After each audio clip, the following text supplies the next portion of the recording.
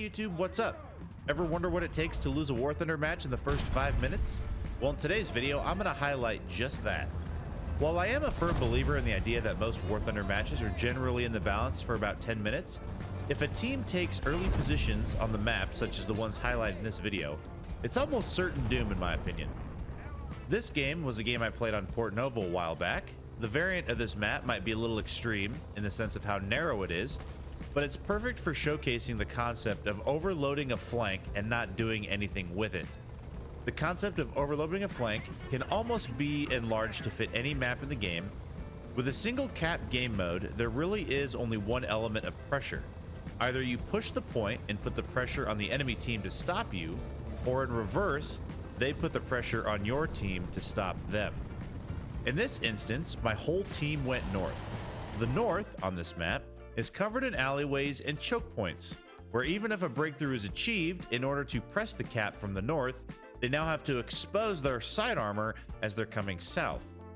Given the closeness of the spawns to the capture point, if they take out an enemy in the north, by the time they advance or take some ground, that same opponent is probably already respawned and ready to ambush them. I went south because I generally like hiding in the oil drums and buildings, and after a while I can put pressure on the routes they have to take in order for them to reinforce the north. Once I realized I was all alone besides two other teammates who were trying to actually take the cap, I got stuck with a difficult choice. Either be aggressive and attack the D4 square and seize it, or remain patient and hold the bottom side of the map. If I was to attack the D4 square, I could potentially prevent the enemy team from getting ambush side shots on my team when they decide to push out of the buildings onto this road, thus allowing my teammates to advance, maybe pin the enemy team back. The risk is, if I'm killed, the entire bottom half of the map is now open, and any player on their team can scream along the beach and pin us back in our spawn. If I sit patiently, the opposite occurs. The enemy team will probably ambush my team upon their advance, but I retain map control, not allowing the enemy team to rush our spawn. Now, by remaining hidden and undetected, I'm also taking advantage of the human psychological condition that's known as the intolerance of uncertainty, where people generally get anxious or fearful if they're uncertain or the future looks unpredictable. And if you think I'm grasping at straws here, how many times have you been in a War Thunder match when you've been hesitant to advance because you don't know what's in front of you? It's happened to all of us at some point. It happens to me all the time, actually. I'll be the first one to admit it. Even though there's only me defending the whole southern side of the map, the enemy might think there's more than just one, therefore they're hesitant to push, buying us the time that we need to take the north. However, all it takes is one brave enemy to realize that there's only one opponent, and then everyone else will follow them as they push. I ended up choosing to be patient and play the long game. Even if some of my teammates die quickly, they could respawn and reliably get farther into the map versus getting killed in spawn. If someone dies and sees the enemy team at the gates of the spawn, they're more likely to leave, but if the spawn is not pressured, they may more likely consider respawning. Cut the show. So you're telling me there's a chance? Yeah! We legit at one point had 12 tanks heading north, which was kind of insane. There is not enough room in the alleys and the choke points up north to accommodate all of them. So essentially, even though there were 12 tanks up there, only about half of them were actually shooting their gun and actually trying to fight the enemy team. Refer to the Battle of Alesia, which was a battle fought between Caesar and the Gauls, where Caesar was able to defeat a Gallic army approximately 3 times the size of his by using the terrain and building artificial walls to create choke points, basically negating the Gallic army numerical advantage. It's essentially the same thing here.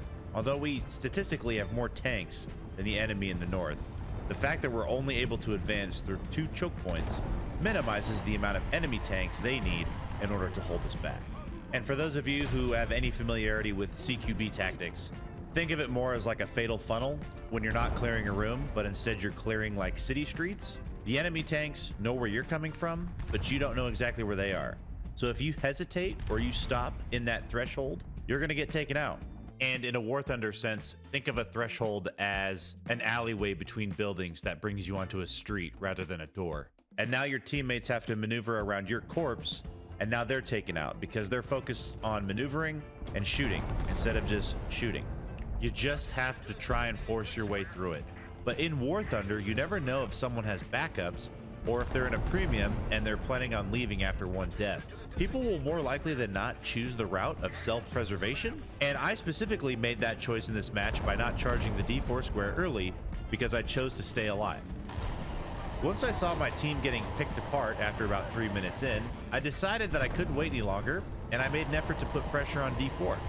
I was able to take out this leopard, but was instantly killed by a Haubitze. I'm sure the Haubitze was curious on why he wasn't seeing or hearing enemy tanks in the south, and he was rewarded for his courage by pushing forward into the unknown. Now the enemy team basically has access to 75% of the map uncontested. I should have tried to be more aggressive earlier to keep that from happening. I respawned and eventually made it back down south, eliminating some enemies, but by this point it was too late.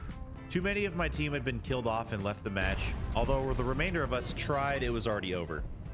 Map control and retention is so important in War Thunder realistic battles, as there is no UI to tell you where the tanks are. There's no little red name tag or red name plate like there is in arcade. We've all been killed by that light tank who bypasses the whole map just to spawn kill. Overloading one side of the map at the start is very risky. The only option is to push forward super hard and try and pin the enemy team back, because if you fail, you have no map control. It's a tactic that requires communication and no hesitation. But in all reality, War Thunder is a game of no communication, unless you're in a squad, and a lot of hesitation in the name of self-preservations, because players will always choose themselves over the team.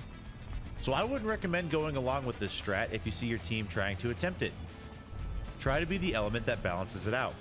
But you also have to keep in mind that every battle is fluid and ever-changing, so try to learn and read the cues of the battle and determine if you need to switch it up. In this case, I took too long to realize that I needed to attack, and it cost us. Thanks for watching the video today.